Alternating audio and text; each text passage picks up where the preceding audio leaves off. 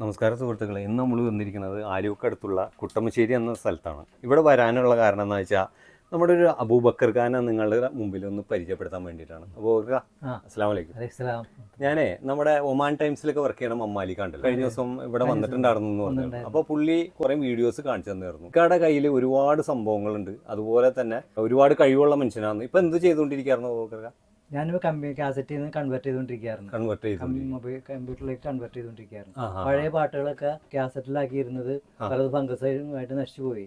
അതെല്ലാം നമ്മൾ ക്ലീൻ ചെയ്തെടുത്ത് നമ്മൾ കമ്പ്യൂട്ടറിലാക്കി ശേഖരിച്ചു വെക്കുന്ന പരിപാടിയാണ്. ശേഖരിക്കും എന്ന് പറഞ്ഞു കഴിഞ്ഞാൽ മറ്റുള്ളവർക്ക് വേണ്ടിയിട്ടാണോ അതോ പല നമുക്ക് കേൾക്കാനും മറ്റുള്ളവർക്ക് പരിചയപ്പെടുത്താനും വേണ്ടിയിട്ടാണ്. കാരണം ശരിക്കും തനതായ മാപ്പിളപ്പാട്ടുകൾ എന്താണെന്ന് ആൾക്കാർക്ക് അറിയില്ല. ഇപ്പോൾ 2000 കഴിഞ്ഞപ്പോൾ മുതൽ ആൾക്കാർ ചിന്തിച്ചുകൊണ്ടിരുന്ന ആൽബം പാട്ടുകളാണ്. അപ്പൊ ഈ ആൽബം പാട്ടുകൾ കണ്ടിട്ടാണ് യഥാർത്ഥത്തിൽ ആൾക്കാർ മാപ്പിളപ്പാട്ടിനെ തെറ്റിദ്ധരിച്ചേക്കുന്നത്. അത് യഥാർത്ഥ തനതായ മാപ്പിളപ്പാട്ട് എന്താന്നുള്ളത് ജനങ്ങൾക്ക് മനസ്സിലാക്കാൻ വേണ്ടി പഴയ കാലത്ത് ഉണ്ടായിരുന്ന പാട്ടുകളെല്ലാം നമ്മൾ റീസ്റ്റോർ ചെയ്തുകൊണ്ടിരിക്കുകയാണ്. കേരളത്തിൽ അങ്ങോളം ഇങ്ങോളമുള്ള ആൾക്കാരുമായിട്ട് കണക്ട് ചെയ്തിട്ട് കാസറ്റ്, സ്പൂള്, റെക്കോർഡ് കളക്ട് ചെയ്യലാണ് എൻ്റെ ഹോബി. അപ്പൊ ഇതൊക്കെ എന്ന് വെച്ചിട്ടുണ്ടെങ്കിൽ ഇതിനകത്തുള്ള പാട്ടുകൾ നമുക്ക് വേണം. ഇനിയുള്ള സമൂഹത്തിന് പാട്ടുകൾ ഉണ്ടായിരുന്നു എന്നുള്ളത് ആളുകൾക്ക് കാണിച്ചു കൊടുക്കണം. അത് ആളുകൾക്ക് തിരിച്ചറിയുന്നത് തനതായ പാട്ടുകളാണ് ഇന്നത്തെ കാലഘട്ടത്തിനേക്കാൾ അന്ന് ഉണ്ടായിരുന്നത്. അപ്പൊ അതിന്റെ മേന്മ രചനയുടെയും ഇന്നത്തെ കൂട്ടായ്മയുടെയും ഉത്ഭവം കൊണ്ടുണ്ടായ. അതുപോലെ തന്നെ നമുക്ക് ചോദിക്കാനുള്ളത്, ഒരുപാട് കാസറ്റുകൾ ഇവിടെ ഇരിക്കുന്നുണ്ടല്ലോ. ഈ കാസറ്റുകളൊക്കെ വർക്കിംഗ് ആണോ, എന്താണ് അവസ്ഥ? ഫുൾ വർക്കിംഗ് ആണ്. മാപ്പിളപ്പാട്ട് 1500ഓളം കാസറ്റുകൾ ഞാൻ കളക്ട് ചെയ്ത് സൂക്ഷിക്കുന്നുണ്ട്. പിന്നെ സിനിമാ ഗാനങ്ങളുണ്ട്, ഗസലുണ്ട്, അങ്ങനെയുള്ള കുറെ ഹിന്ദി, തമിഴ്, അതൊക്കെ കുറച്ച് മാത്രമേ ഉള്ളൂ. മെയിനായിട്ട് എന്റെ കളക്ഷൻസ് മാപ്പിളപ്പാട്ടാണ്. മാപ്പിളപ്പാട്ടിന്റെ ഒരുവിധം ഒട്ടുമിക്ക കുറെ കാസറ്റുകൾ ഇനിയും കിട്ടാനുണ്ട്. ഇത് ഞാൻ ചോദിക്കണതല്ല, ഇത് കളക്ട് ചെയ്ത് തരുന്നത് അന്ന് വന്നപ്പോ തുടങ്ങിയുള്ളതാണോ അതോ ആൾക്കാരുകളിൽ നിന്ന് കളക്ട് ചെയ്തതാണോ? ആൾക്കാരിൽ നിന്ന് പല സ്ഥലങ്ങളിൽ പോയിട്ട് ഈ കാസറ്റിന്റെ ഏരിയകളൊക്കെ ഉണ്ടായിരുന്നു നേരത്തെ. അന്നത്തെ തിരൂര്, പട്ടാമ്പി, പൊന്നാനി, കൂടുതലും മലപ്പുറം ഏരിയയിലാണ്. പക്ഷെ എന്നാലും മാപ്പിളപ്പാട്ടിന് സ്നേഹിക്കുന്ന ആൾക്കാർ കൂടുതലും കൊല്ലം. പാട്ടുകാരൊക്കെ കൂടുതലും മലപ്പുറം ആ ഭാഗത്തുള്ളവരാണല്ലോ. കൂടുതലും മുസ്ലിംകളല്ല അവിടെ, കൊല്ലത്തൊക്കെ അവിടെയൊക്കെ ഹിന്ദുക്കളും ആണ് മാപ്പിളപ്പാട്ടിനെ സ്നേഹിക്കുന്നത്. അതൊരു വ്യത്യസ്തമായ ഒരു സംഭവമാണ്. കാരണം ആൾക്കാർ ചിന്തിക്കുന്നത് മാപ്പിളപ്പാട്ട് ശേഖരിക്കുന്നതെല്ലാം നമ്മൾ മുസ്ലിങ്ങൾ മാത്രമാണെന്നുള്ള ചിന്താഗതിയാണ്. അല്ല, പണ്ട് തുടങ്ങി നമുക്ക് മാപ്പിളപ്പാട്ട് എല്ലാവർക്കും ഇഷ്ടമാണ്. ഒരു അമ്പലത്തിലായിക്കോട്ടെ, പള്ളികളിലായിക്കോട്ടെ, ഗാനമേളകൾക്ക് ഏറ്റവും കൂടുതൽ നമ്മൾ ഇഷ്ടപ്പെട്ടുകൊണ്ടിരുന്ന ഒരു സംഭവങ്ങളാണ്. അത് പിന്നീട് ആൾക്കാരിൽ ഒരു വിവേചനം ഉണ്ടായി. അത് മാപ്പിളപ്പാട്ട് മുസ്ലിങ്ങളുടെ മാത്രമായ അതൊന്നുമല്ല. ഒരുപാട് ആൾക്കാർ നമ്മളിപ്പോ കളക്ട് ചെയ്യാനും മറ്റു പാട്ടുമായിട്ട് പരിചയപ്പെട്ടു വന്നപ്പോ പല ഹിന്ദുക്കളും മാപ്പിളപ്പാട്ടിന്റെ ആളുകളാണ്. മാപ്പിളപ്പാട്ട് ഇഷ്ടപ്പെടുന്നവർ വീട്ടിൽ സൂക്ഷിച്ച് ചെയ്യണമാണ്. ഒരുപാട് ക്ലാസ്സുകൾ എനിക്ക് കിട്ടിയത് ഹിന്ദുക്കളിൽ നിന്നാണ്. കാരണം വെച്ചാൽ കൊല്ലം, ചവറ ഭാഗത്തുള്ള ഗൾഫിൽ പോയി വന്ന ആൾക്കാരും കൊട്ടാരക്കര, കൊല്ലം, അങ്ങനെ ഒരുപാട് ഏരിയകളിൽ നിന്ന് നമുക്ക് വർക്കല, തിരുവനന്തപുരം ഇവിടേക്കുള്ള ആൾക്കാരിൽ നിന്നാണ് നമുക്ക് കൂടുതൽ കാസറ്റുകൾ വന്നേക്കുന്നത്. പിന്നെ തിരൂര്, പട്ടാമ്പി. അപ്പൊ സത്യത്തില് ഇക്കാക്ക് എന്താണ് ജോബ്? എന്താണ് എന്റെ ജോലി? കമ്പ്യൂട്ടർ സർവീസിംഗ് ആണ്. 25 വർഷമായിട്ട്. സാധാരണ ഒരു ഇത് മാത്രം കളക്ട് നമ്മ വിചാരിച്ച് ഇത് മാത്രമാണെന്ന് ഹോബി. പിന്നെ ഞാൻ ഇലക്ട്രോണിക് റിപ്പയർ സർവീസറും കൂടിയാണ്. പണ്ടേ മുതല്, വളരെ ചെറുപ്പം മുതൽ ഈ വക സാധനങ്ങളുടെ യൂണിറ്റുകൾ സർവീസ് ചെയ്യും, അസംബിൾ ചെയ്യും, അത് ഉണ്ടാക്കി കൊടുക്കുകയൊക്കെ ചെയ്തുകൊണ്ടിരുന്നതാണ്. റേഡിയോ ഒക്കെ ഒരുപാട് നന്നായി കൊടുത്തിട്ടുണ്ട് പഴയ മോഡലിൽ, പഴയ കാലത്ത്. ഒരു ടെക്നീഷ്യൻ കൂടിയാണ്. പിന്നെ അപ്പൊ അതുകൊണ്ട് കുറച്ചും കൂടി ഐഡിയാസ് നമുക്ക് അറിയാം. അതിനെ പറ്റി എന്താണ് നമ്മൾ കളക്ട് ചെയ്യണേ, എവിടെ നിന്ന് കിട്ടുമെന്നുള്ള ധാരണയൊക്കെ നമുക്ക് ഉണ്ടായിരുന്നു. അപ്പൊ അതിന്റെ പേരില അല്ലെങ്കിൽ ഇതുപോലത്തുള്ള സാധനങ്ങളൊന്നും ഇന്നത്തെ കാലത്ത് കളക്ട് ചെയ്യല് ബുദ്ധിമുട്ടാണ്. കാരണം 2017 മുമ്പ് എന്റെ കയ്യിൽ ഒന്നുമില്ല, ഒറ്റ പൂജ്യമാണ്. ഞാൻ സർവീസ് നിർത്തി കഴിഞ്ഞിട്ട് പിന്നെ കമ്പ്യൂട്ടർ ഫീൽഡിലേക്ക് പോയപ്പോ എന്റെ കയ്യിൽ ഒന്നുമില്ല. 2017 വരെ ആയിട്ടില്ല. പക്ഷെ എന്നാലും ആ 2017 ശേഷമാണ് ഞാൻ ഇതെല്ലാം കളക്ട് ചെയ്യാൻ തുടങ്ങിയത്. കമ്പ്യൂട്ടർ ഫീൽഡും വീടും വെച്ച് വരച്ച് അതിനകത്തൊരു സേഫ് ആയ ശേഷമാണ് ഞാൻ ഇതിനെപ്പറ്റി ചിന്തിക്കാൻ തുടങ്ങിയത്. പക്ഷെ ചെറുപ്പം മുതൽ ഇതിനോട് ആഗ്രഹവും ഉണ്ട്. പക്ഷെ സാഹചര്യം നമുക്ക് സേഫ് ആവണല്ലോ, കുടുംബം നോക്കിയിട്ട് വേണ്ടേ ബാക്കിയുള്ളായിരുന്നു.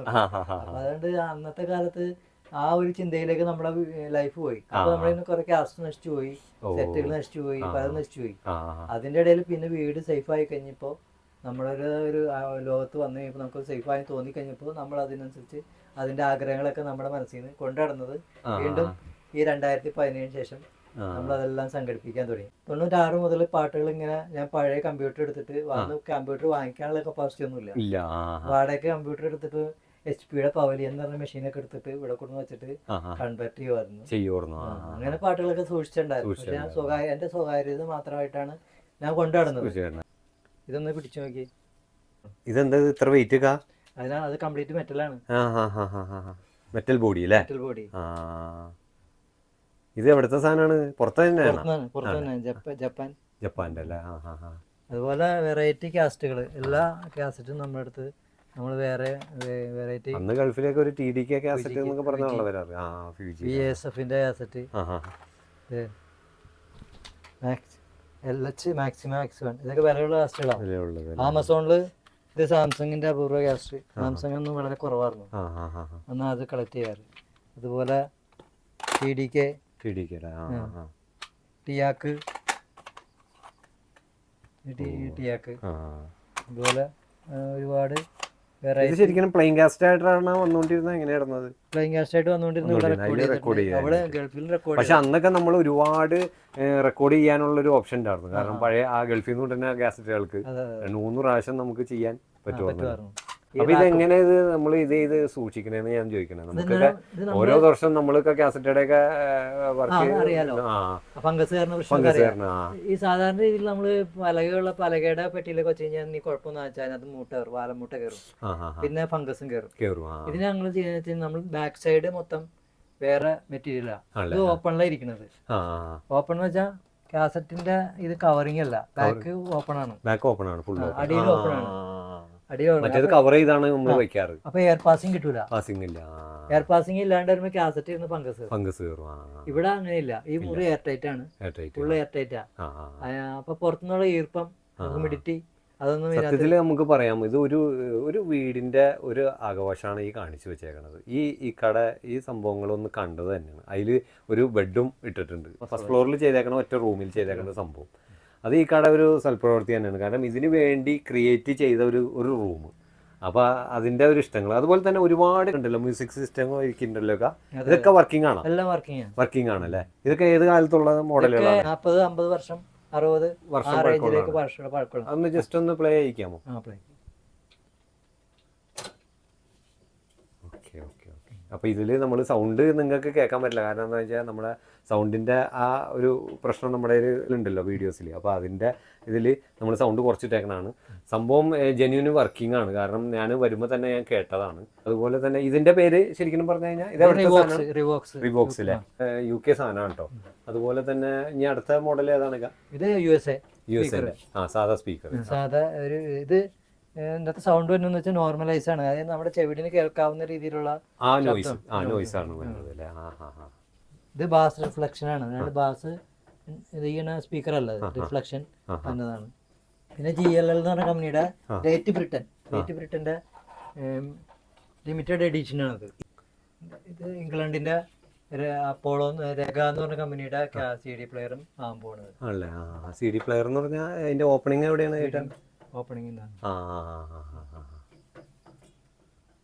ഹൈ കോൺഫിഗറേഷൻ ആണ്. ആമ്പ് ഉൾപ്പെടെ. പിന്നെ അതുപോലെ തന്നെ താഴെ ഇരിക്കുന്ന വാൽവിന്റെ പ്രീ ആമ്പ് ഫ്ലാറ്റ് USA ആമ്പാണ്. ഇത് ഹാൻഡ് മെയ്ഡ് ആണ്, ഹാൻഡിക്രാഫ്റ്റ് ആണ്. ഹാൻഡി ഇതിലുണ്ടാക്കിയാണ്. ഇതിന്റെ സ്പീക്കറെല്ലാം കൈകൊണ്ട് ഉണ്ടാക്കിയ സാധനമാണ്. ഇത് ലീക്കിന്റെ സ്പീക്കറാണ്. England hand made. നിലവിൽ വർക്കിംഗ് ആണ് എല്ലാം. അതുപോലെ തന്നെ ഇത് ഫോസ്റ്റെക്സ് എന്ന് പറഞ്ഞ കമ്പനിയുടെ സ്പീക്കറാണ്. ഇതെന്താ പ്രത്യേകത എന്ന് വെച്ചിട്ടുണ്ടെങ്കിൽ ഇതിനകത്ത് നോർമലൈസ് നമുക്ക് കേൾക്കാവുന്ന ടോൺ ആണത്. അതുകൊണ്ട് ഒരുപാട് ടോണുകളല്ല. വോളിയം കൂട്ടി ഒന്നും വെക്കാൻ അങ്ങനെ വാട്ട്സ് ഒന്നും ഉണ്ടാവില്ല. വളരെ നോർമൽ പാട്ട് കേൾക്കാവുന്ന രീതി. ഇത് ഡുവലിന്റെ റെക്കോർഡ് പ്ലെയർ, ഏറ്റവും ബെറ്റർ റെക്കോർഡ് പ്ലെയർ അത്.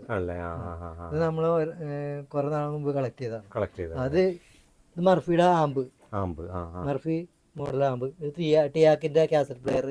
ഇത് ഹാൻഡ് മെയ്ഡ് ആണ്, ഓക്സൺ. ഇത് മറ്റേ ജർമ്മനിയുടെ ആമ്പ്. അത് സ്പീക്കർ. പിന്നെ മർഫിയുടെ സ്പീക്കർ. അതുപോലെ തന്നെ ഒരുപാട് കളക്ഷൻസ് ശരിക്കും പറഞ്ഞാൽ ഇവിടെ തന്നെ ഉണ്ട് കേട്ടോ. കാരണം പുള്ളി ഒരുപാട് സംഗീതത്തെ സ്നേഹിക്കുന്നുണ്ട്, അതുപോലെ തന്നെ ഇലക്ട്രോണിക് സാധനങ്ങളെ സ്നേഹിക്കുന്നുണ്ട്. കാരണം അതിനുള്ള ആളുണ്ട്. കാരണം എന്ന് പറഞ്ഞാൽ ഒരു ടെക്നീഷ്യനാണ്, അതുപോലെ തന്നെ ചെറിയൊരു മനുഷ്യനല്ല, ഒരു കമ്പ്യൂട്ടർ സർവീസ് സെന്റർ നടത്തണാണ്. 24 വർഷമായിട്ട് നമ്മുടെ ആലുവയിൽ എവിടെയായിട്ടാണ് ഷോപ്പ്?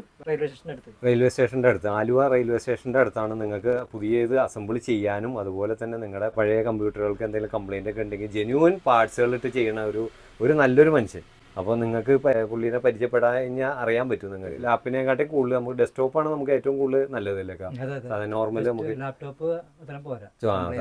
കംപ്ലൈൻറ്റ് കൂടുതൽ. അപ്പോൾ നമുക്ക് ജെന്യൂനായിട്ട് ഉപയോഗിക്കാൻ പറ്റിയൊരു സാധനമാണ് ഡെസ്ക്ടോപ്പ്. അപ്പോൾ നമുക്ക് അസംബിൾ ചെയ്യാൻ ആഗ്രഹിക്കുന്നവരൊക്കെ ഈ കട നമ്പർ ഞാൻ താഴെ കൊടുക്കുന്നുണ്ട്.